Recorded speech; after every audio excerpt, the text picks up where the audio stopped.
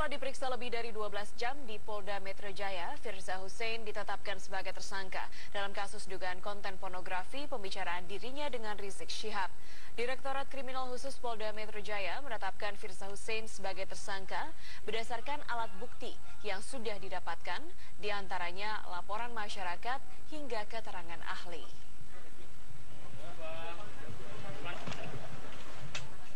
Dalam kasus ini, Firza disangkakan pasal 4 dan pasal 6 Undang-Undang Pornografi dengan ancaman hukuman di atas 5 tahun penjara.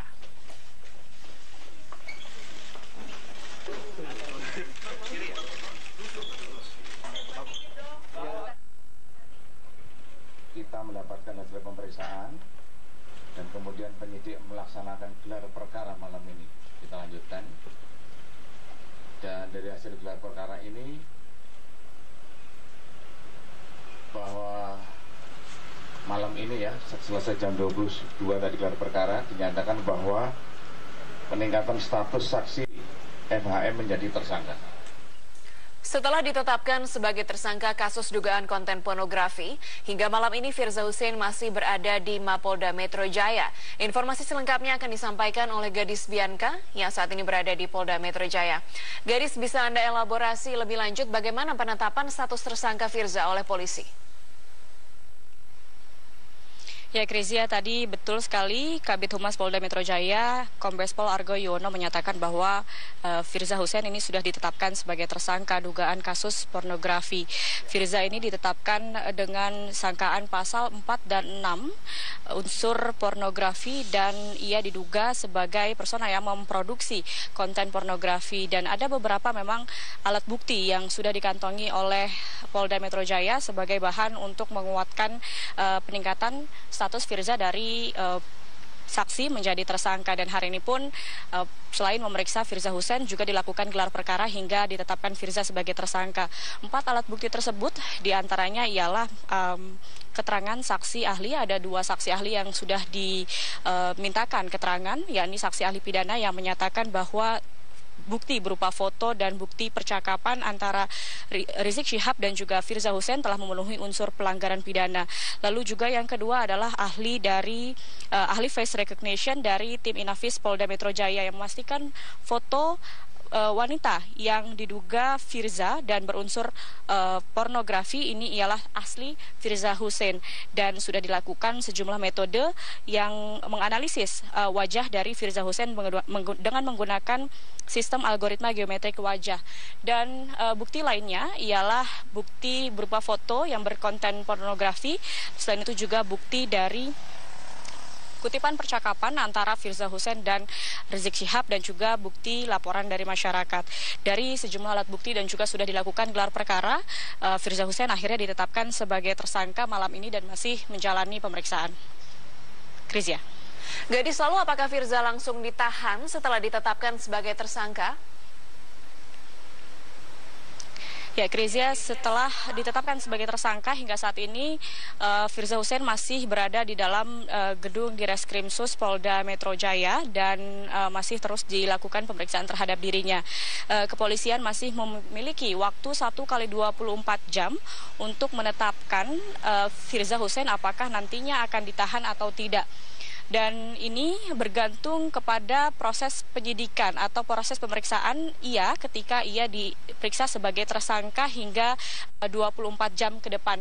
Dan Firza ini sudah 2 kali menjalani pemeriksaan. Sebelumnya Firza diperiksa di Makobrimob Kelapa II Depok ketika ia masih ditahan di sana berkaitan dengan kasus makar, dan saat itu Firza masih ditahan hingga saat ini dengan disangkakannya ia dengan kasus pornografi, berarti Firza menyandang 2 status tersangka. Dan selain itu juga saat ini Rizik Syihab sebagai seseorang yang bersangkutan dengan kasus unsur pornografi ini belum bisa diperiksa oleh Polda Metro Jaya karena yang bersangkutan masih berada di luar negeri. Dan polisi masih akan terus mendalami dan mengumpulkan sejumlah alat bukti yang akan memberatkan dari unsur pornografi, yakni pasal 4 dan pasal 6 Undang-Undang Pornografi yang dengan ancaman 12 tahun penjara untuk Firza Hussein sebagai orang yang memproduksi konten pornografi. Krizia. Baik, Gadis Pianka melaporkan langsung dari Polda Metro Jaya. Masih terkait kasus yang sama, pemirsa, ahli hukum pidana yang menjadi saksi ahli menyebutkan seluruh alat bukti yang dimiliki polisi dalam kasus dugaan skandal pornografi antara Firza Hussein dan Rizik Syihab seperti foto dan bukti percakapan ini memenuhi unsur pelanggaran pidana. Sosok Firza Hussein menjadi perhatian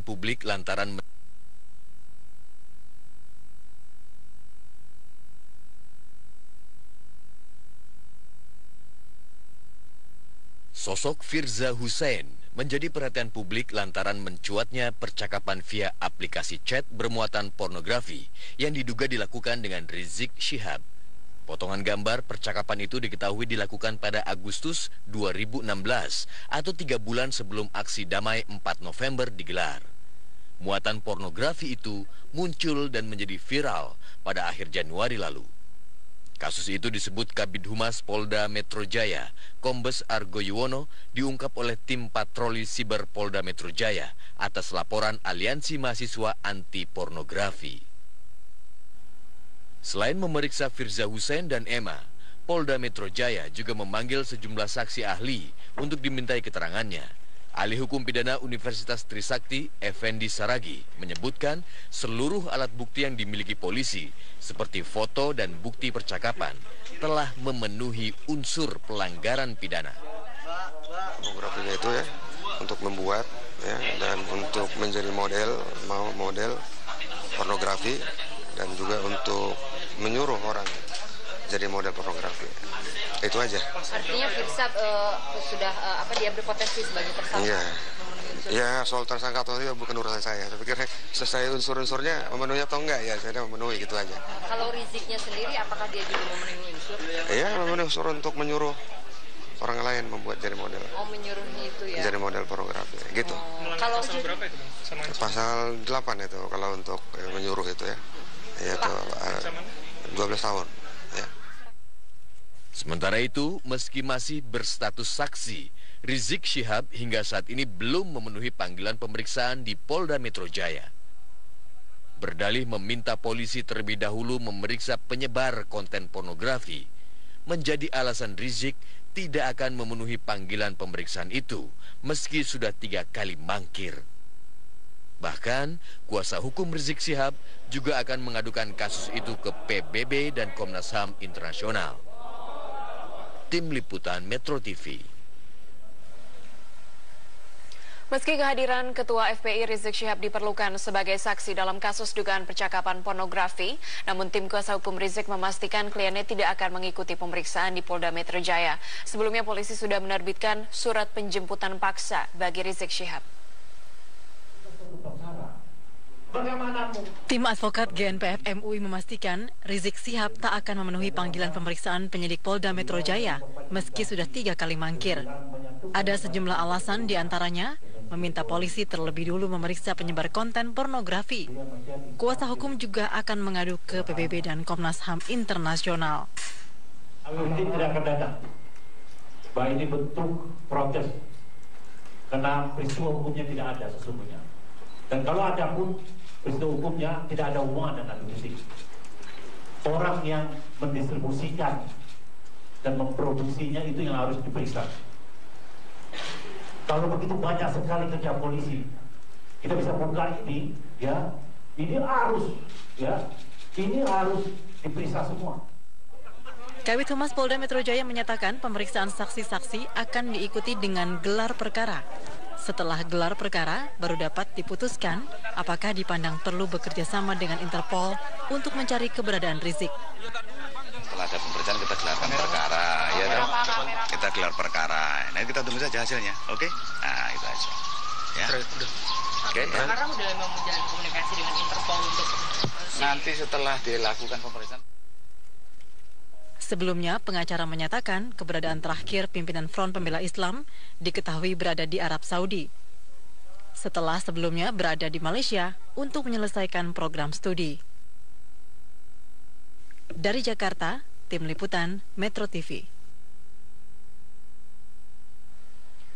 Sejumlah pihak menyayangkan tidak hadirnya Rizik Syihab dalam pemeriksaan di Polda Metro Jaya pada Selasa siang. Rizik dianggap sejumlah pihak tidak kooperatif dan menilai seharusnya ketokohan Rizik diimbangi dengan sikap taat terhadap hukum yang berlaku, bukan justru mangkir dari panggilan polisi. Seorang tokoh yang high profile itu selalu akan mendapat perhatian dari masyarakat. Itu adalah menjadi masalah, ya. Apabila kemudian tidak konsisten, karena kita menganggap bahwa itu adalah tokoh high profile, lantas keputusan penegak hukum setengah-setengah, itu implikasinya buruk. Buruknya adalah kepada masyarakat kecil di bawah. Karena beliau adalah ulama yang punya umat pengikut, seharusnya menjadi warga negara yang baik, teladan yang baik bagi umat, dan juga teladan yang baik bagi warga